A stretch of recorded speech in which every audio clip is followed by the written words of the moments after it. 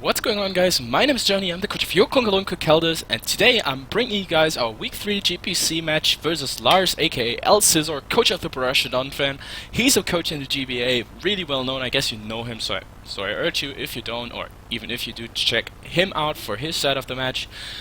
We are struggling so far in this season in the GPC. We're second to last. We've lost our two first games.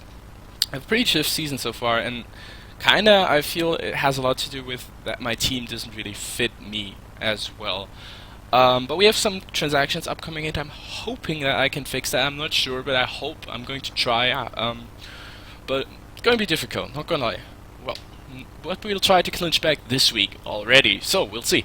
We're taking on Lars, and Lars has a really threatening team.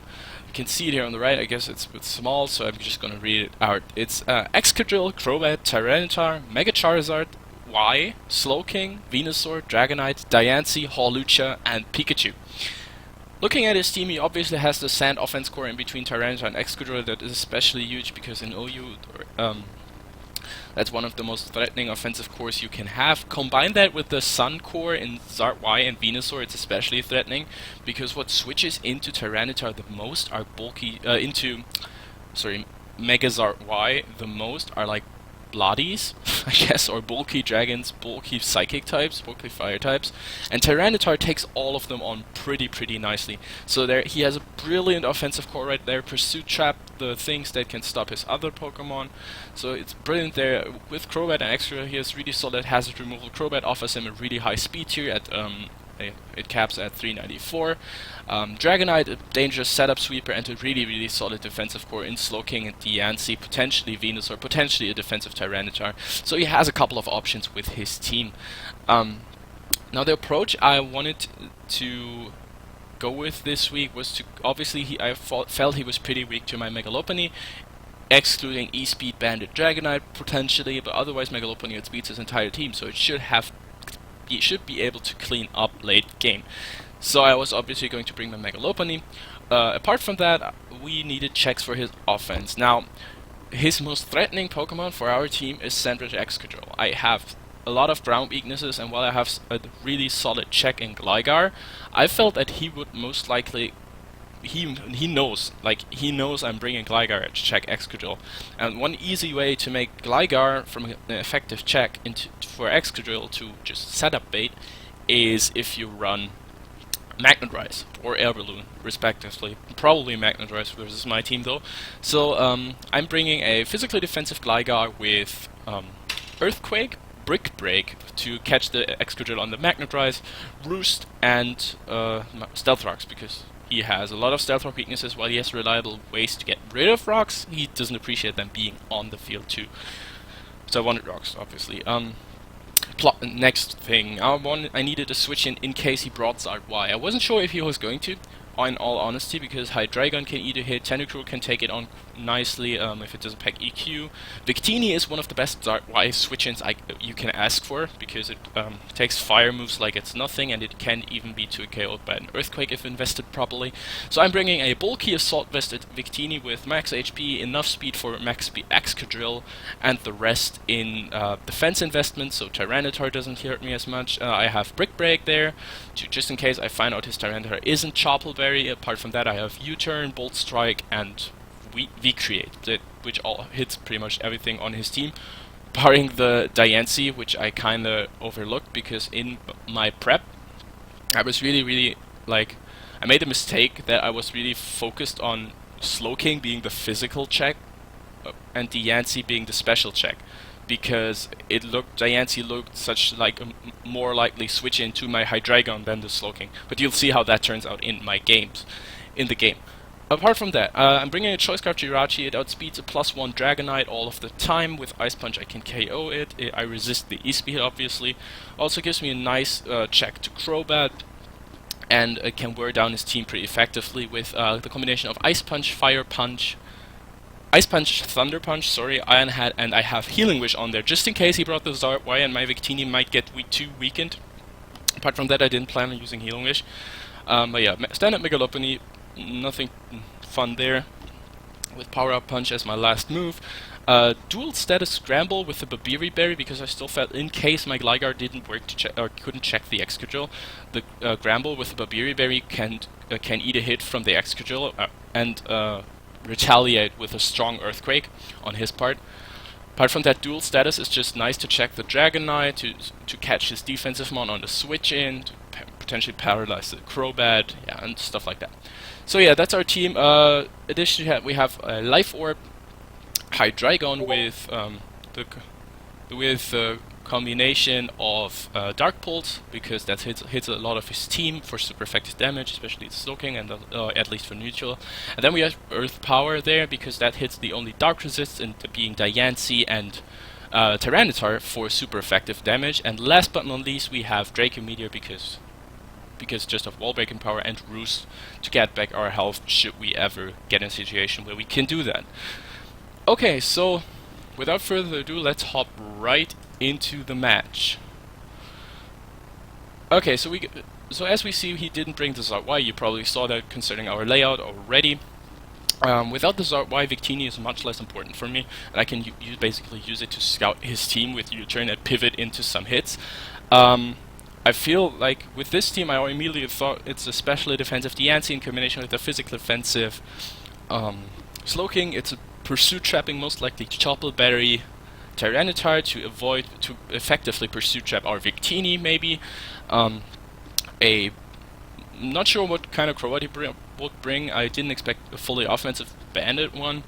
Definitely in the focus to catch my Megalopony when it clicks Fake Out. But apart from that, I was kind of up in the air if he'd bring a utility speedy Defogger or a Nasty Plot set, because with Victini and Gligar being my main answers to Crobat, Nasty Plot could have been quite effective versus my team.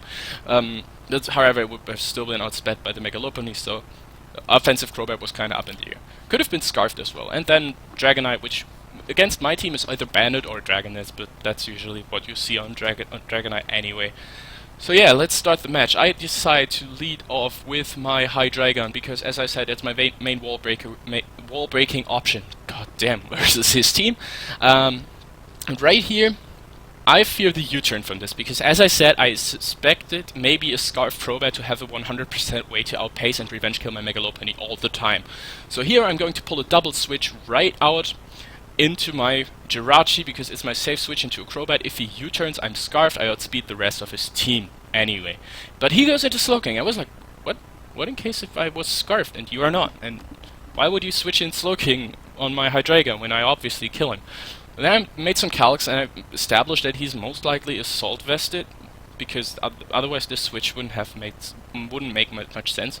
But yeah, nothing I can really do. I don't want to take the Scald on my Victini, but I go into on my Jirachi. I go into my Victini knowing the Scald is incoming. But Victini is, as I said, is Assault Vested, and I want to use it to kind of gauge the damage and scout his sets, obviously. And yeah, which is nice. I can get some initiative out of this. And yeah, Victini obviously can't get burned. So right here I'm deciding to go for a U-turn, look what his switching is, and he goes into Diancie and he reveals the Rocky Helmet. And this kind of confirms to me that I completely misprepped somehow. Because my whole prep, and that was a huge mistake on my part, was designed to take down a physically defensive Slowking combination with a specially defensive Diancie. Because I figured that would make the most sense to stop my Pokemon, like Victini and Hydreigon especially. But turns out it doesn't happen, and I'm actually in a kind of predicament here, as you'll see in a moment. I go back into my Jirachi. I threaten this with the Iron Head. I don't have U-turn, so I'm going to go for the Thunder Punch. I make the prediction on the Slowking switch in, which works out nicely. Here I fully expect him to switch out into either his Diancie or his into his Diancie to take on the Thunder Punch. So wait, was it that turn? No, right, because I think he can stay in, and I established he might want to Scald my Jirachi. I go hard into my Hydreigon to fire off a hit, but he goes into Tyranitar, and at this point my Earth Power isn't OHKOing the Tyranitar, so no point risking me staying in. I go into my Granbull to get the Intimidate off and wall this Tyranitar, as he pulls a nice double out into his Crobat, and right here I don't really want to stay in, but on the other hand, I don't want to give him. He hasn't shown U-turn yet, but I still think he might have it. And at this point, I think but still, it's just my safe play to scout for the U-turn, go into Gligar, and to get up my Stealth Rocks right here. As I said, Stealth Rocks are quite important for this team. They nicely damage the Crobat and the Dragonite, and they limit the regenerator Slowking gets every time it switches in. So here I can safely set up my Stealth Rocks as he U-turns out, so he confirms that he is U-turned. This also confirms he isn't Scarfed to me, which is nice. Now right here I have no business staying in on this. It can't Scald or Ice Beam my Gligar, which I don't like. I don't want that to happen ever. So I just switch out here into my Victini on the predicted Ice Beam. I could also have taken a Scald. And right here I have the problem that if he goes into Tayansi, which I didn't pack coverage for on my Victini, stupid me, is problem. But yeah, I go for the U-turn just to gain initiative. He stays in, goes for Scald, no burn on my Hydreigon, which is nice, and now I have the freedom to fire off a free hit right here. He's definitely, even if his Assault vested, he's in range of a Dark Pulse to kill, and I think he knows that. So he has to switch here basically. I'm 100% certain he has to switch. Now his switch-ins I see are either the Diancie or the Tyranitar. Because I'm probably clicking either Dark Pulse or Draco Meteor here. Both would do a huge chunk of damage to everything else on his team. Even the Excadrill, because it's most likely offensive. Crobat after Rocks won't appreciate the Dark Pulse. So I think his best switch-in would probably be the Diancie or the Tyranitar. So I want to predict that and go for the Earth Power right here as he switches into Crobat. And it's actually... I had a good chance to kill if I went for Dark Pulse right here. I got a good chance to get rid of this Crobat, or at least heavily damage it. So, but I go for Earth Power, and yeah, I lose all the momentum I gained pulling my double back into my Hydreigon. His Slowking is back at full health, which is bad. I can go into my Gramble expecting him to U-turn, which was a misplay, because I already established he isn't Scarf, so he has to be his defogger basically, and he could just roost up here as well. And I overpredict there, and I actually overpredict the second time, because I think he might fear my Thunder Waving on his Crobat, because Crobat is so fast it outspeeds a lot of my team, and I thought he might want to keep it that way. Because apart from that, without Sand, my Hydreigon would outspeed his whole team, but that's not happening, so he doesn't switch, isn't afraid of the Thunder Wave. Now he goes for U-turn, as I go for Thunder Wave, which was another... I thought now he would maybe stay in, but that was a really bad play on my part, because he had no reason to stay in there. He had a safe switch into Toxic and Play Rough, or whatever he was predicting, maybe Ice Punch or Thunder Punch on my Gramble in his Excadrill. But right here, as I said, I'm Babiri Berry, so I know I can take any hit from this Excadrill, and Earthquake does like hell of a lot damage back. It does about, I think, 70 to 80% damage to this Excadrill right back, and while Iron Head shouldn't even be able to 2-hit KO me, like it should be, but it only does 40% I think with the Babiri Berry. So I stay in here, decide to pull the trigger, go for Earthquake, ate my Babiri Berry, live, and get flinched. And this is really unfortunate, because Gramble was one of my main defensive checks to Tyranitar as well as Dragonite. So now I have a problem, because one of my checks is severely weakened, and one of the problems with my bulk is that I don't really have recovery on my Gramble. So I'm kind of forced to switch out here, and as I said, my dedicated answer to this is my Gligar. So right here I'm going to switch out into my Gligar. I don't really have another play. Sorry about that. As he fires off a second Iron Head. And here's the cool part.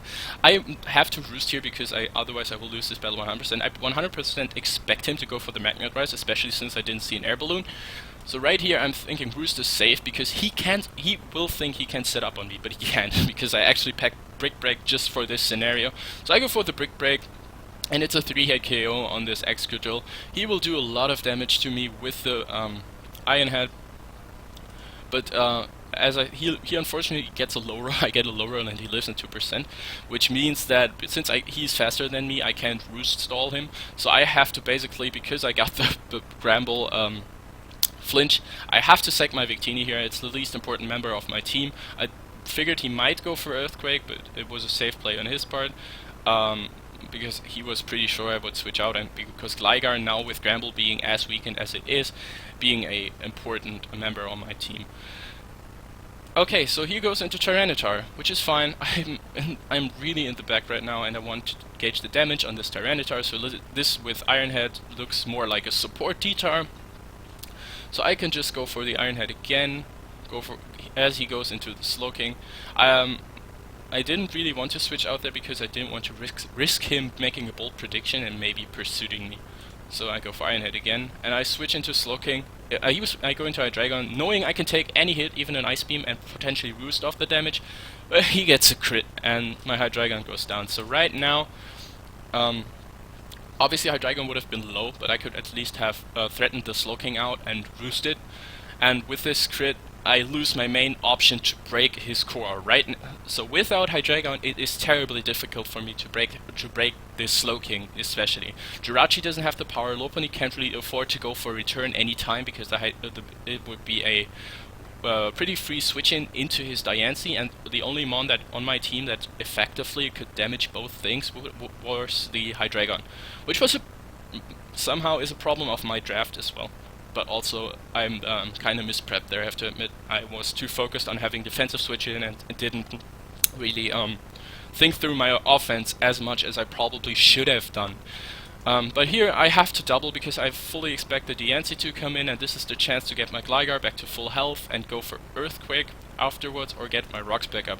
Because with this double against the Diancie, it couldn't knock me out from where I was at. I get Rocks right here. And here I have to, because Gligar, as my set is Brick Break, Earthquake, Roost, and Stealth Rock. I can't touch Crobat, I can't touch Dragonite, which is kind of the problem with me having to run Brick Break on my Gligar, which is kind of limited his options to check other things. And so right here I decide to get back up my Stealth Rocks because Dragonite without the Marvel Scale is actually far easier to handle for me. Apart from that, I feel like I really don't want to switch into a Scald with any of my 3 remaining members, so I think damage on the Slowking might just be worth it, or I can just, because I'm Sandveil Gligar, I can just roost up here and hope for the miss, and if I live, go from there. So I roost here as he Scalds and misses, so that's great. I was basically sacking my Gligar, to be honest, but right now this enables me to go for an Earthquake and get damage off. Tank another Scald. He should have probably gone for Ice Beam here. And right now, I know he knows I can't touch him. He knows that my Gligar is absolutely walled by his Crobat and his Dragonite. So I don't want to give him the free setup opportunity with the Crobat or the Dragonite and double out into my Jirachi and catch the Crobat. But right here, I'm in a predicament because I can't really click T-Punch, because if the T-Tar comes in, I don't 2KO it, and then I'm Pursuit Trapped.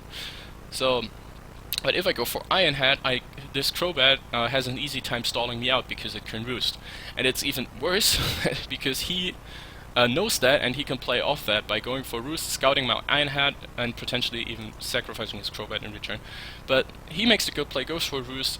I have to switch out here because I 100% expect the Slowking to come back in. But he goes for Defog, and I was like, wait, that was a misplay on my part. I could have really hurt him and flinched him down potentially. Scumbag tactics, I know, but at this point I kind of had to because I didn't have really other options to break his team because my Jirachi was scarfed. So I overpredict here again, go into Lopunny.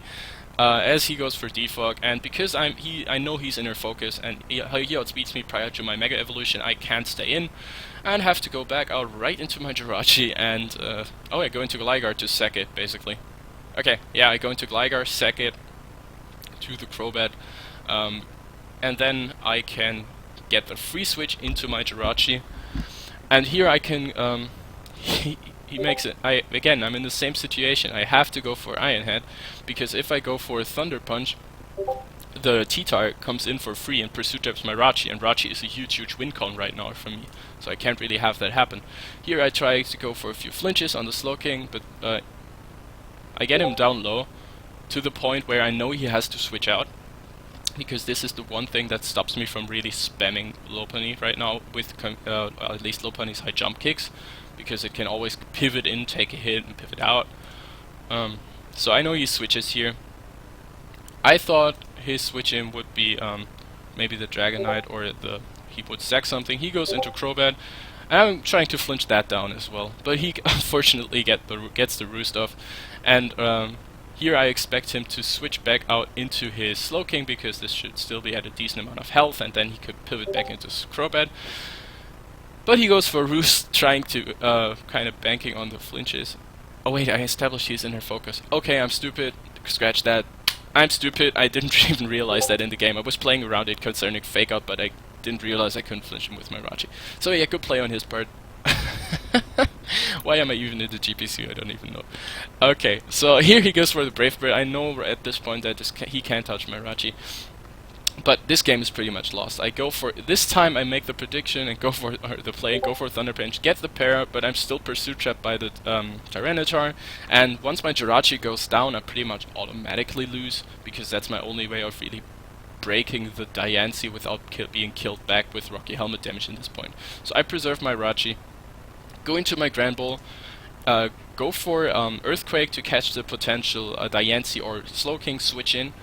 However, in case he wants to preserve differential, and he doesn't want to risk a status move or something. So I go for Earthquake, not Play Rough, and unfortunately I don't get the roll. His Tyranitar stays in, sets up rocks, and my Jirachi goes down to rocks. Gramble, it will be easy to revenge kill, and at this point it's easy for him to clean my remaining Pokemon up with his Crobat.